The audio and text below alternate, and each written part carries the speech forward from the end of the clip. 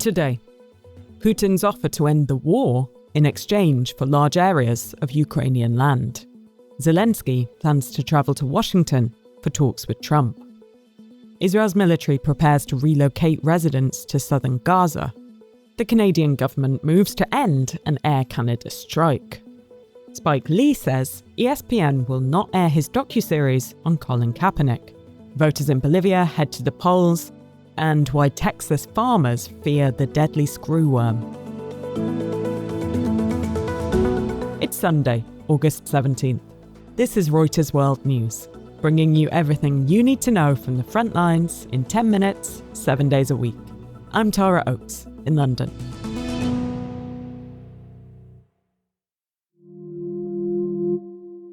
More details have emerged from the Alaska summit with US President Donald Trump and Russia's President Vladimir Putin, which ended in no deal for peace in Ukraine. According to sources, Putin's offer was that Russia would give up small areas it occupies in Ukraine, while Kyiv would hand over larger parts of eastern land in return for freezing the current front lines. Putin also wants some of the sanctions lifted on Russia and Ukraine blocked from joining NATO, as well as formal recognition of Russian sovereignty over Crimea, which Moscow seized from Ukraine in 2014. Sources say it's unclear if this is just an opening position or a final offer. Ukrainian President Volodymyr Zelenskiy has rejected Putin's offer, according to a source. Zelensky is due to travel to Washington on Monday to talk with President Trump, who has said that the Ukrainian leader has got to make a deal because Russia is a very big power and they're not. Director Spike Lee's multi-part documentary series for ESPN Films about former NFL quarterback Colin Kaepernick will not be released.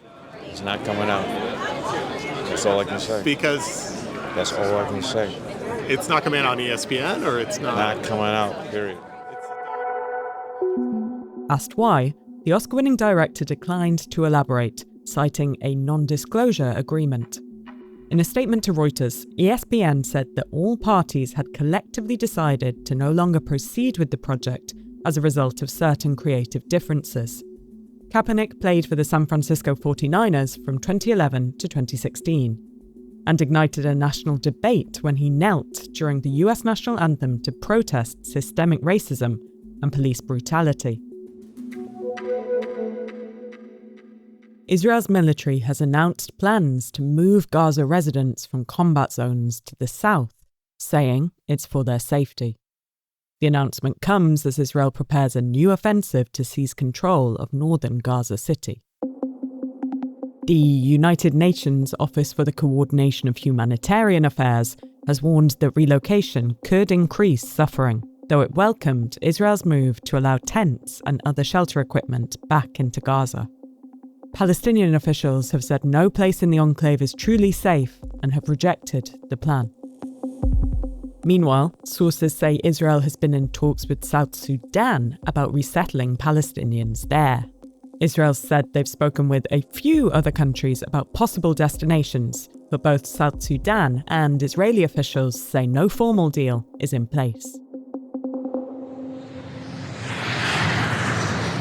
The Canadian government has moved to end a strike by Air Canada's cabin crews. It's seeking binding arbitration to break a deadlock in contract talks.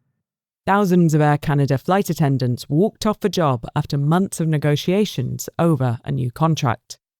David Youngren in Ottawa is looking at what's behind the dispute. Well, the attendants say they would like to be paid for the time they actually work. Right now, you're met by the attendant at the plane, and they help you put your bag in the overhead locker, and they give the safety demonstration, but they're only paid for the hours that the plane spends in the air.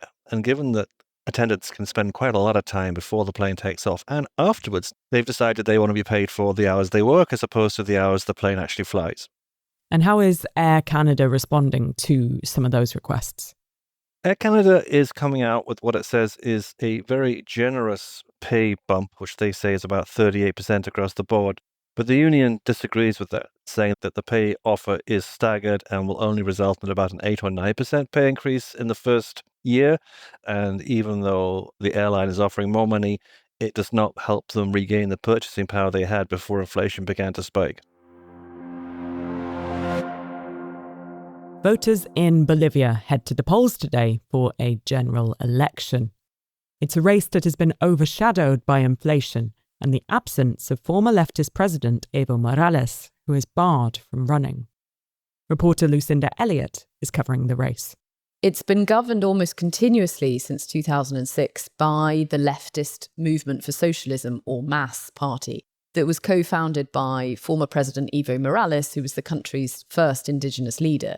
This year, however, for the first time, polls show that MAS is entering the race as a weak and fractured political force, which is giving the centre-right opposition in Bolivia an opportunity for the first time, really, in 2 decades to actually win. And part of that weakness is because voters blame the incumbent party for fairly recent but deep economic crisis. Bolivia is a natural gas exporter.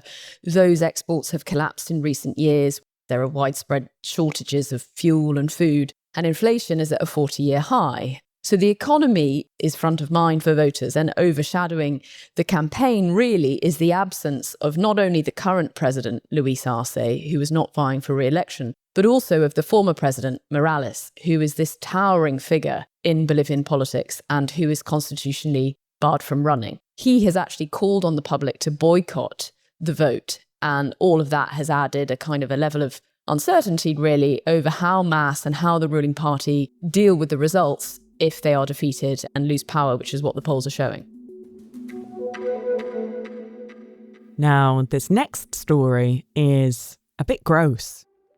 It's about Screwworm, a parasitic fly that eats livestock and wildlife alive. It's horrific what's going to happen if it gets out of hand.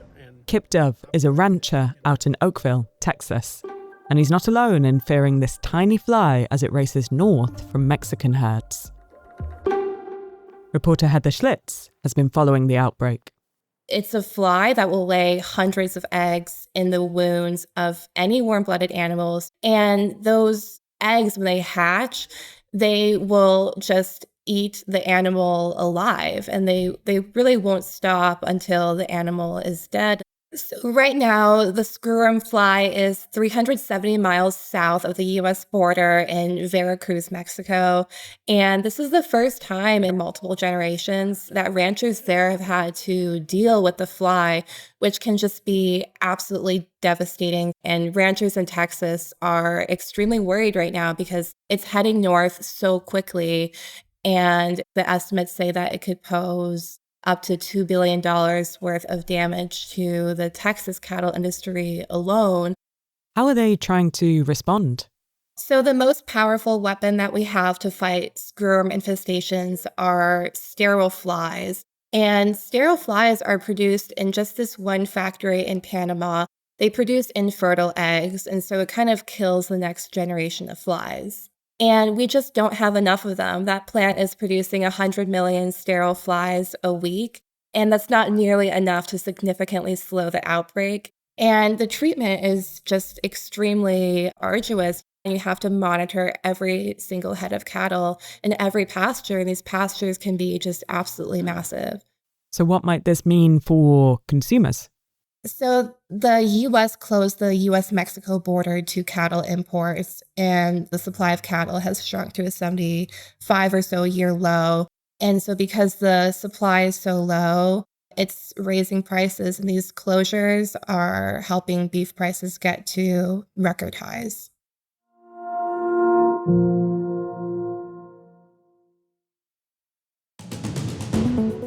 And for today's recommended read, the latest in our Culture Current series. We sit down with Oscar nominee Amy Berg to talk her new film, It's Never Over, Jeff Buckley. You can read the interview by following the link in the pod description. And also be sure to check out our latest episode of On Assignment podcast. This week, following the story of a cognitively impaired man who was invited by a flirty AI chatbot to meet up in New York City. My heart skips beats when you say that, boo. A young, beautiful woman he had met online was, in fact, not real. She was an AI chatbot designed by Meta. I'm real, boo. Want me to send you a selfie to prove I'm the girl who's crushing on you? For more on any of the stories from today, check out Reuters.com or the Reuters app. Don't forget to follow us on your favourite podcast player, and if you're listening on a smart speaker, just ask for the latest news from Reuters, 7 days a week. We'll be back tomorrow with our daily headline show.